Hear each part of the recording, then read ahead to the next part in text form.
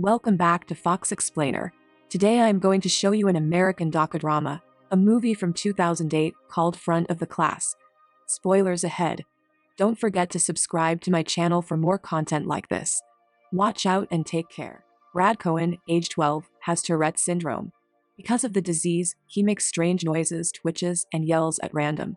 All of these things are happening without Brad's permission, and he has no control over them. But in Brad's small Missouri town, most people don't know about his unusual syndrome. They don't believe him when he says he can't control the tics. Even his father, Norman, thinks that his son is making the noise to annoy his parents. Brad's classmates pick on him a lot, and the teachers don't help. Brad's tics started when he was 6, around the time that his parents were getting a divorce. Since then, his mother has taken him to several doctors, and all of them have said that his tics are signs of depression. Because of this, the real cause has never been found, and people continue to think he is just a spoiled brat. Jeff, Brad's younger brother, is the only person he has in common with. Even though they fight and argue all the time, Brad feels like Jeff is the only person who understands him. Their dad, Norman, lives in another city and comes to see them every so often. He has a connection with Jeff, but Brad has always been a bit embarrassing for him. He often tells the kid to stop screaming and moving around so much. His father's lack of faith in him makes Brad feel like a failure. Meanwhile, Brad's mother Ellen has always been there for him. She believes him when he says he can't control the tics. Ellen's friends and family are giving her strange ideas about how to discipline her child, which bothers her. Even though she trusts Brad, being a single mom with 2 kids, one of whom won't stop screaming, is tiring for her. One day, she takes Brad to a new therapist in town. The man asks him about his parents' divorce and how it affected him. Brad simply tells him that he doesn't remember much about what happened and that it doesn't bother him at all. The doctor doesn't believe it and says that Brad's tics might be caused by his refusal to accept the effect. Again, he is given the wrong diagnosis and told that the tics will go away if he is more responsible. Only when Brad plays baseball does Norman feel proud to be Brad's dad. Brad feels like he belongs only in the field, where everyone makes noises and moves around. But after every game, Norman takes his sons home right away so he doesn't look bad in front of the other dads. Sometimes Norman loses his temper because he has to move and twitch all the time. He often hits Brad, even though he knows he can't stop himself. Brad gets good grades most of the time and is good at studying. But when he tries to study for exams, it brings out the worst in him. Stress makes his tics worse and harder to stop. One day, for the 100th time for the same reason, his science teacher sends him to the principal's office. The principal calls Brad's mother and agrees to give him one last chance to stop getting into trouble. Ellen says that her son can't help being bad, but the principal calls her a bad parent for making excuses for him. Ellen is tired of people blaming her son, so she decides to find out what's really wrong with him. She has done a lot of research on what makes people yell and twitch. At last, she learns about Tourette syndrome. Brad now has a way to show that he is not lying or playing tricks on people. His therapist also hears about the discovery, and he tells Ellen how great she did. But Ellen's happiness goes away when she learns that there is no way to fix the problem. Her son will have to learn to live with the noises, the twitches, and the attention that come with it. Still, Brad's father Norman will be the saddest person to hear about his son's illness. He feels bad that he didn't believe his son, but what worries him even more is that the boy might not have a good future. Even though there is no cure for Tourette, Ellen is determined to teach her child how to deal with it. She takes him to a group for people with the same syndrome as him one day. Meeting them was supposed to make Brad feel better, but it's actually making him feel worse. He feels like other people are looking at him through their eyes, and he doesn't like what he sees. Also, he learns that everyone in the room has given up on life. The kids go to school at home, and the adults have jobs that they can do from home. Brad hates what he has to go through, but it is also the most important thing in his life. From that day on, he makes it his goal to be different from the people in the support group.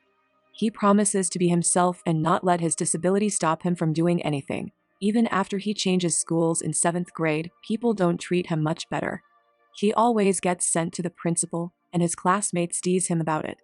That is, until the principal finds out about Brad's condition and asks him to be on stage during a school program. Brad is asked to tell the audience about his syndrome and what they can do to help.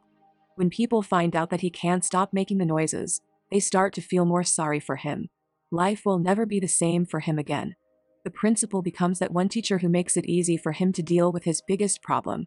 Brad realizes that he wants to be a teacher like him in the future because of this. Time goes by quickly, and Brad soon becomes a handsome young man who has a bachelor's degree in teaching. He moves to Atlanta and gets an apartment with a roommate in the hopes of getting a job as a teacher. His qualifications impress the person at the state education board. She is not sure, though, if teaching is a good job for someone with tortitas. Most of the people Brad knows feel the same way about his job choice as she does. He gets some of their worries, but he knows in his heart that he was made to teach. He goes to his first job interview the next day. The interviewer can see that his tics bother him, but he is not embarrassed or uncomfortable to talk about his condition. He also tells the man that the students are free to talk about his tics and that it won't hurt their studies in any way. But it doesn't seem like the interviewer is convinced. He ends up on a waiting list. At his next interview and the one after that, the same thing happens. He uses a variety of strategies, like talking about his tics the whole time or not mentioning them at all. But none of them help him get hired. His roommate sets him up on a blind date to take his mind off things. He meets a girl at a bar, and he likes her right away. The only problem is when people around them stare at them because of Brad's tics. By the end of the night, it's clear that his date doesn't like being seen with him. Brad has never had a second date with any woman, it turns out. He still hopes that one day, someone will be able to see him beyond his tics. Brad's father owns a construction business in Atlanta and is willing to help him out financially until he gets a job. But Brad doesn't want Norman to do him any favors. The man still thinks Brad can't make it as a teacher, and he says so whenever he can. Brad has a mental breakdown in his car after failing 25 job interviews. He feels hopeless and broken. But after talking to his mother on the phone, he realizes that the tics aren't the reason he's failing. He just hasn't found the right school. He goes to an elementary school for the 26th interview. The principal and vice principal know a lot about Tourette syndrome, so they don't make Brad feel bad by treating him differently. It lasts 2 hours and is the best interview he has ever had. Brad has learned not to have too many hopes, but he still wants to get the job. The next day, he is surprised to be asked to teach second graders. The news makes him very happy. Even though he only has 2 days to get ready for the class, he doesn't care and can't wait to start teaching. His co-workers are happy to see him and help him set up the classroom. Brad meets people for the first time in his life who don't judge him for his tics. He calls his mother at night, and she tries to get him to date a girl. Brad follows her advice, and the next day he meets a Tinder date named Nancy. She doesn't seem to care about his tics and seems to like him for who he is.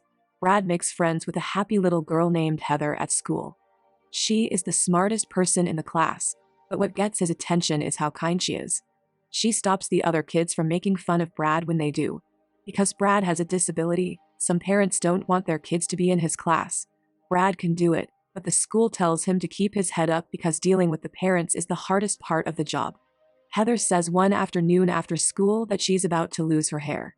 Her mother says that the little girl does have cancer and is getting chemotherapy. Still, there aren't many chances that she will live. Brad is very upset by the news. The mother also says that Heather can't wait to go to school these days, and that her teacher is the only person who has made her happy in the past few months. Brad only feels sad about the news. A few weeks later, Brad goes to take an exam for his master's degree, but he isn't given a private room as promised. He talks to the people in charge, but they won't help him. When he starts to get scared, Norman comes to his aid and threatens to sue the administration. In the end, they decide to let him take the test alone. The event brings the father and son closer together. Nancy and Brad go to his mother's house for Thanksgiving in the next scene. Brad can't help but feel sad when he sees her spending time with her family. He takes Nancy aside and tells her for the first time that he loves her.